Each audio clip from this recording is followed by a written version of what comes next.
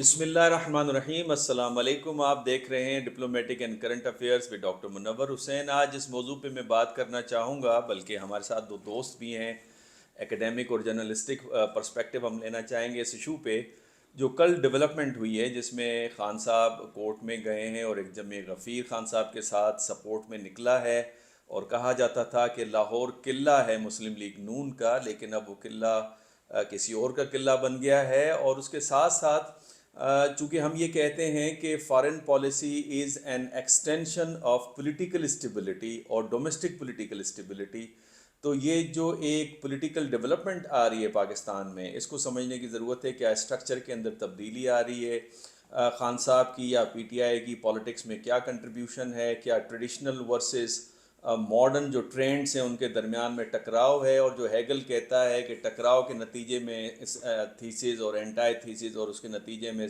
سینتھسز نکلنا ہے، تو مستقبل میں کس قسم کا سینتھسز ہمارے پاس سامنے آئے گا؟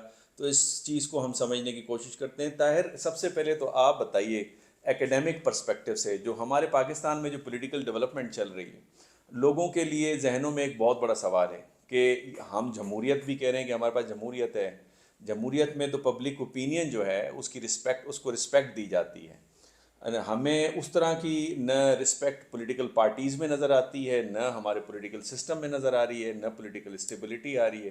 تو یہ جو اس کو ہم پہلے تو کس طرح سے ڈیفائن کریں گے، اور یہ جو تبدیلی ہے جس میں جمع غفیر خان صاحب کے پیچھے چل رہا ہے، اس میں کیا چینج دیکھ رہے ہیں آپ؟ دیکھیے، کوئی بھی پولیٹیکل اوپینین کی جو رسپیکٹ ہے، میرے نزدیک یہ ہے کہ اس اوپینین کو کتنا ہائی لائٹ کیا جاتا ہے، کتنا اس کو پریزنٹ کیا جاتا ہے۔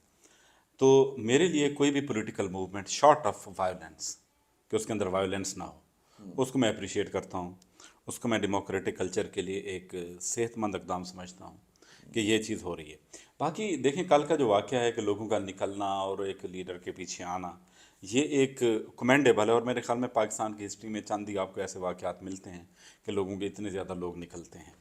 یہ ٹھیک ہے، اس میں کوئی شک نہیں، لیکن اس کے پیچھے ایک اور چیز بھی ہے کہ بہت بڑا، اگر آپ اس کو پورا ایک تناظر میں لے کے جائیں کہ یہی عمران خان صاحب تھے جب ان کے آخری دن تھے، مسلسل سیٹیں ہار رہے تھے، تو اس کا مطلب ہے کہ کوئی ایسے پرومسز تھے جو عمران خان صاحب ان کو پورا نہیں کر رہے تھے، تو لوگ عمران خان صاحب سے بھی ہٹ گئے۔ اب ان کے سامنے ایک نیا رجیم آتا ہے، ایک نیا پرومس آتا ہے کہ ہم آپ آئیں گے اور ہم آپ کے وہ مسئلے حل کریں گے۔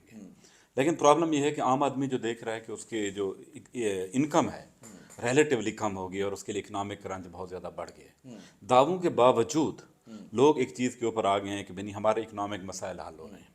کل اگر سپوز کر لیں کہ خان صاحب آ جاتے ہیں اور وہ اکنامک مسائل حل نہیں کر رہے، ان کے ساتھ بھی یہی کچھ ہوگا۔ اب جو ایک پرماننٹ فیکٹر ہے وہ ہے ایشو۔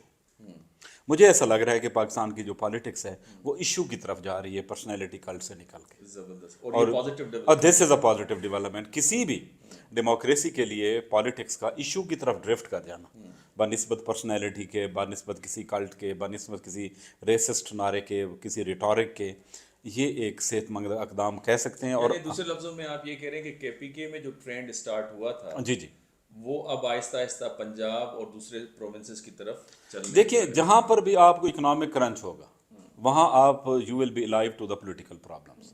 آپ جب بھی آپ اپنا economic, when you are hit in the belly then you begin to think about your muscles. جب بھی آپ کے پیٹ کے اوپر لات پڑتی ہے نا، تب آپ اپنے مسل کے بارے میں سوچتے ہیں۔ آپ فار ایگزامپل، آپ کو یاد ہوگا کہ جب بھی ڈیموکریسی دنیا کے اندر رسپانسیبل ڈیموکریسی یا اکاؤنٹیبل ڈیموکریسی کی بات کی گئی ہے، اس کو ٹیکسیشن کے ساتھ جوڑا کیا ہے۔ جب لوگ ٹیکس ہوتے ہیں تو وہ یہ کہتے ہیں کہ نہیں، اب ہمیں ہمارے اوپر اتنا ٹیکس لگ رہا ہے، ہماری انکم کا اتنا بڑا چنک جو ہے وہ آپ ٹیکسز کے اندر جا رہا ہے، ہمیں بدلے میں کیا مل رہا ہے، یا جو ٹیکس بنانے والے ہیں وہ ہمیں کتنا ریپرزینٹ کر رہے ہیں۔ اب مجھے ایسا لگ رہا ہے کہ پاکستان کے اگلے کافی ایک عشرے کی یا دو عشروں کی جو پالیٹکس ہوگی وہ اسی چیز کے اوپر ہوگی کہ ہماری ریپرزنٹیشن کو جو ٹیکسیشن پالیسیز ہیں وہ کس طرح ریپرزینٹ کر رہی ہیں۔ میسن صاحب، آپ کا بڑا تجربہ ہے ایکیڈیمیا میں بھی اور پھر اب جرنلزم کے اندر بھی، جرنلسٹک پرسپیکٹیو کیا ہے؟ آپ کی انڈرسٹینڈنگ کیا ہے؟ جس طرح طاہر نے کہا کہ جو اس ریاست کے بنیادی کام ہیں جس میں protection to life, liberty and property, یعنی ویلفیئر کا بھی کام کرے، اتنا ہیوی ٹیکسز ہم پے کر رہے ہیں، انہوں نے تو اکانومی کو as a major factor identify کیا ہے جو ہمیں چینج نظر آ رہی ہے پالیٹکس کے اندر، اور پنجاب میں for the first time in the history of Pakistan آپ اس ڈیولپمنٹ کو کیسے دیکھتے ہیں؟ بہت بہت شکریہ منور صاحب. پاکستان میں سمجھتا ہوں کہ فرسٹ آف آل جو ہمیں چیز سمجھنے کی ضرورت ہے، پاکستان از ان اسپاٹ لائٹ. وہ انٹرنیشنل جو اسٹریٹجک سینیریو ہے وہ آپ کہہ سکتے ہیں کہ وہ فلوئڈ ہے. یعنی اس میں آپ کا جو اسٹریٹجک میریو ہے آپ دیکھ لیں کہ اس میں بڑی چینجز آ رہی ہیں. پاکستان کی امپورٹنس اس وقت اس لیے ہے کہ ایک تو یہ چائنا کے ساتھ اس کی پراکسیمیٹی وہ ہے، اور دوسرا یہ ہے کہ it is a democratic state. گو کہ ہمارا جو ڈیموکریٹک ڈیفیشٹ ہے وہ بہت زیادہ ہے. لیکن یہ اس وقت جب آپ پچھلے سال آپ کو پتہ ہے کہ پاکستان نے اناؤنس کیا تھا اپنی first ever citizen centric defence and security policy. پچھلے سال ہی وہ ڈاکومنٹ آیا. جی. تو اس میں انہوں نے کہا کہ ہم جو ہے نا رہیں گے نیوٹرل رہیں گے. تو اب نیوٹرلٹی میں یہ بہت کاؤنٹ کر رہا ہے کہ جب آپ یو ایس کے اسٹریٹجک ریڈار پہ نہیں ہیں تو یو مسٹ اسٹے ڈیموکریٹک. یہ it falls in the interest of the U S as well. تو یہ میں ایک پوائنٹ ہے اس پہ میں اسٹے کر کے میں تھوڑا سا آپ کے یعنی آپ کہہ رہے ہیں ایکسٹرنل فیکٹر کاؤنٹس لاٹ، جو جی، ایکسٹرنل سچویشن ہے وہ امپیکٹ کر رہی ہے ہماری پالیٹکس کو. جی بوتھ آف دا وے. جس طرح آپ نے کہا کہ جو ڈومیسٹک پالیٹکس ہے اور اسی کی ریفلیکشن جو ہے نا آپ دیکھتے ہیں آپ کی فارن پالیسی میں. تو ہماری جو شروع ہی سے جو ہماری اکنامک جو کمزوری ہے، معاشی کمزوری ہے، وہ اس وقت اتنی کمزوری ہے کہ ہمیں اپنے جو کرنٹ ایکسپینڈیچر ہے اس کے لیے ہمارے اپنے پاس پیسے نہیں ہیں. 9% جی ڈی پی کا جو ہمارا ریونیو آتا ہے وہ ہمارا جو سود کی ادائیگی ہے اس پہ چلا جاتا ہے. ایون ہمارے پاس ڈیفینس اور ملازمین کی تنخواہوں کے لیے ہمیں قرضے کی ضرورت ہے. دس از دی سچویشن رائٹ ناؤ.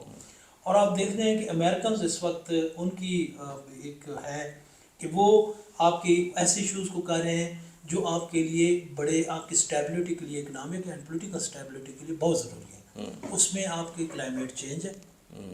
پھر وہ کہہ رہے ہیں کہ ہیومن رائٹس اینڈ لبرٹیز اور democracy has been declared as the first defence line by the Americans. اب میں ایکچولی ایشو پہ آتا ہوں. لیکن ہمارے ہاں تو وہ چیز نظر نہیں آ رہی نا. لائک لوگ چاہتے ہیں الیکشنز ہوں، وہ ہو نہیں رہے. پبلک اوپینین کی رسپیکٹ تو ہمیں نظر نہیں آتی. وہ جو لوکل باڈی سسٹم تھا وہ ہم نے ایروڈ کر کے رکھ دیا. تو کس قسم کی ڈیموکریسی ہمارے پاس ہے؟ ایک الیکشنز ہی تھے نا جہاں ٹرانسفر آف پاور ہوتا تھا، وہ بھی ہم ڈیلے کر رہے ہیں. آپ عمران خان کی اسٹریٹجی کو سمجھیں. وہ ایسے آئیڈیاز کو اپیل کر رہا ہے. مثلا لیبرٹی کی بات کی ہے اس نے. وہ کیوں کر رہا ہے؟ وہ انٹرنیشنل، ان کا جو آڈینس ہے وہ انٹرنیشنل ہے، لوکل نہیں ہے. اب 2-3 الیکشنز جو بائی الیکشنز تھے اس میں میجورٹی لینا، جیت جانا، تو اس کا یہ بھی ایک میسج کیا ہے کہ دیکھیں پاپولیرٹی ہے. پھر ایک نیریٹو جو یہ بہت پرانے عرصے سے چل آ رہا ہے، تمام پولیٹیکل پارٹیز جو ہے نا آپ ان کے ورکر سے ملیں تو وہ اسٹیبلشمنٹ کی بات کرتے ہیں، انسٹیٹیوشنز کی بات کرتے ہیں، انٹروینشن کی بات کرتے ہیں. تو اس نے ایک نیریٹو دیا ہے کہ یس انٹروینشن ہے اور اس انٹروینشن کو میں روکنے کی جدوجہد کر رہا ہوں. یہ آزادی کا نعرہ یہ کیا ہے؟ تو اس میں یہ اپیل کر رہا ہے. لیکن ابھی تو انہوں نے کہا کہ انٹروینشن ڈائریکٹ نہیں تھی، انڈائریکٹ تھی. یعنی intervention with in the country تھی انسٹیٹیوشنس کی طرف سے، بعد میں ان کو آن بورڈ لیا گیا. میں وہی بات کر رہا ہوں کہ انٹروینشن اندر سے ہو رہی ہے. تو یہ بات بھی آپ کے جو امریکنز ہیں انہوں نے ہمیں اتنی ایڈ دی ہے تو ہم پہ بہت سارا ریسرچ ہے ان کے پاس موجود ہے. تو میرے خیال میں ڈسکشن کو آگے بڑھاتے ہیں.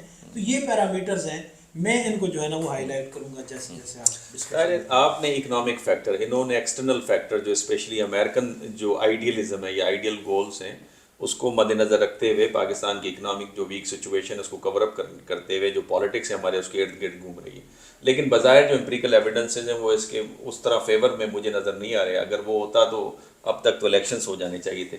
آپ کو کیا پازیٹیوٹی نظر آ رہی ہے ساری ڈیولپمنٹ میں؟ بظاہر تو لوگ ہیں نا وہ سمجھ رہے ہیں کہ لڑائی کی طرف جا رہے ہیں، انسٹیبلٹی کی طرف جا رہے ہیں. پازیٹیوٹی کیا ہے؟ پازیٹیوٹی دیکھیں جی، میں تھوڑا بہت اس معاملے میں نا پیسیمسٹک ہوں. ہنٹنگٹن کہتا ہے کہ democracy is stability but the process of democratization is unstable. اب ہمارے ہاں جتنے بھی لوگ ہیں وہ یہ ڈیمانڈ ضرور کریں گے جی ہمیں وہ فلاں چیز دے دو، ہمیں فلاں چیز دے دو، ہمیں فلاں چیز دے دو، لیکن یہ کیسے آئے گی اس کے اوپر وہ نہیں آئیں گے. پرابلم یہ ہے کہ اب آپ کا پرابلم یہ ہے کہ اب آپ ایک انٹر ہو چکے ہیں ایک سیکولر زون کے اندر، جہاں آپ نے اکنامک بیس ڈیسیژن کرنے ہیں۔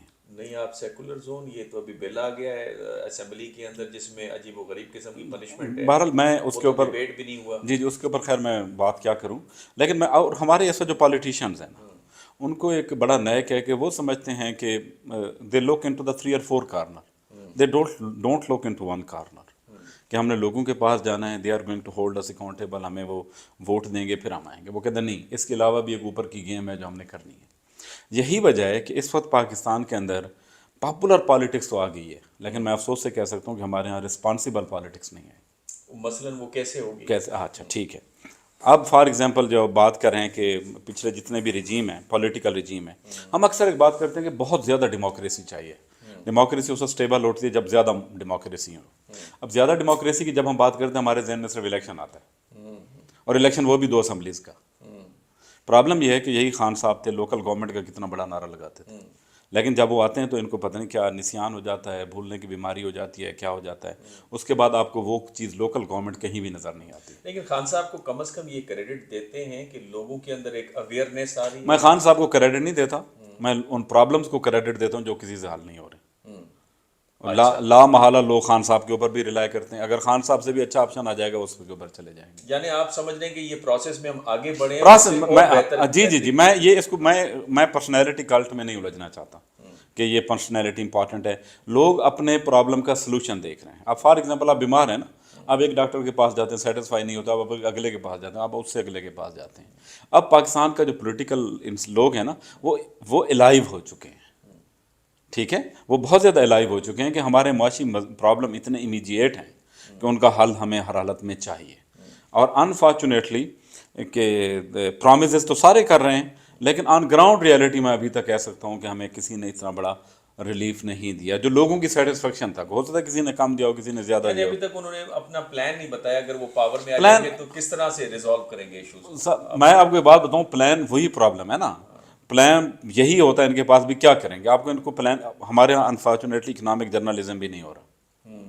آپ کو جتنا بھی جرنلزم ہوگا پالیٹکس اور اسلام آباد کی یہ 2-3 سڑکوں کے اوپر نظر آئے۔ پوچھ لیتے ہیں سر، اکنامک جرنلزم کیوں نہیں ہو رہا ہمارے پاس؟ سر دیکھیں، آپ کا ایک جو ایلیٹ کیپچر ہے وہ تو ایک ریئلٹی ہے، بالکل ٹھیک ہے، یہ اصل مسئلہ تو یہی ہے۔ مارکیٹ اور آپ کی پالیٹکس دونوں پہ 1% یا 2% پاپولیشن ہے وہ ڈومینیٹ کر رہی ہے۔ اب آپ میڈیا پہ آ جائیں تو میڈیا کا یہ ہے کہ میڈیا آپ مالکان کے ہاتھ میں چلا گیا ہے، جرنلسٹ کے، میں یا کوئی دوسرا یا تیسرا اس کے ہاتھ میں نہیں ہے کہ ہم جو بھی چاہے ہم رپورٹ کر سکتے ہیں، وہ ہم ایسا نہیں کر سکتے۔ اب جو اوپن بات ہے وہ یہ ہے کہ میڈیا اپنا مینس کہ کوئی کمیونٹی ہے، کوئی گروپس ہیں تو وہ اپنا میڈیا تخلیق کریں، اور جو انہیں خبریں چاہیے، جو انہیں انویسٹیگیشن چاہیے وہ کریں۔ دوسرا بات جو وہ چاہیے، اس کا مقصد اس میں کوئی مالی ان کے مفادات نہیں ہے، لائک آدھا میڈیا ایک طرف جا رہا ہے، دوسرا میڈیا دوسری پارٹی کو وہی بات سپورٹ ہے کر نا، رہا ہے۔ جو دیکھیں پالیٹکس میں جو لوگ ہیں وہی جو ہے نا آپ کے وہی میڈیا کے اندر ہیں، وہی میڈیا مالکان ہیں، تو یہ فیملی ریلیشنز بھی ہیں، بلڈ ریلیشنز بھی ہیں، اور انٹرسٹ بیس بھی ہے سارا۔ تو مینس کہ جو گروپ آف سوسائٹی، جو سیکشن آف سوسائٹی یہ ان دونوں چیزوں کو کر رہا ہے تو وہی میڈیا کو بھی کر رہا ہے، کیونکہ وہ اپنے مفادات کے لیے میڈیا کو بھی استعمال کر رہا ہے۔ تو میڈیا از ناٹ نیوٹرل، میں یہ کہنا چاہ رہا ہوں۔ بائسڈ ہے، جی، نیوٹرل نہیں ہے، بائسڈ ہے، آبجیکٹیو نہیں ہے، سبجیکٹیو ہے۔ نہیں، وہ اپنے انٹرسٹ پہ جا رہا ہے، تو جو سبجیکٹیو اس کے سیکشنل انٹرسٹ ہے نا، جو رولنگ کلاس ہے اس کے سیکشنل انٹرسٹ ہے، میڈیا بھی اسی کا ہے۔ آپ کیا کہہ رہے ہیں؟ دیکھو بھائی، میں نے ایک بات اکثر کہتا ہوں، گوئبل جو تھا نا وہ اس کا پروپیگنڈا مینیجر تھا۔ میں میڈیا کو کبھی ہٹلر کا نا، میرے نزدیک جو میں میڈیا کو دیکھتا ہوں ایک ویلیو کے اوپر میں اس کو جج کرتا ہوں، that is the freedom of expression. Freedom of expression کس کو چاہیے؟ جس کا ایکسپریشن نہیں ہے، جو بول نہیں سکتا، جو بات نہیں کر سکتا۔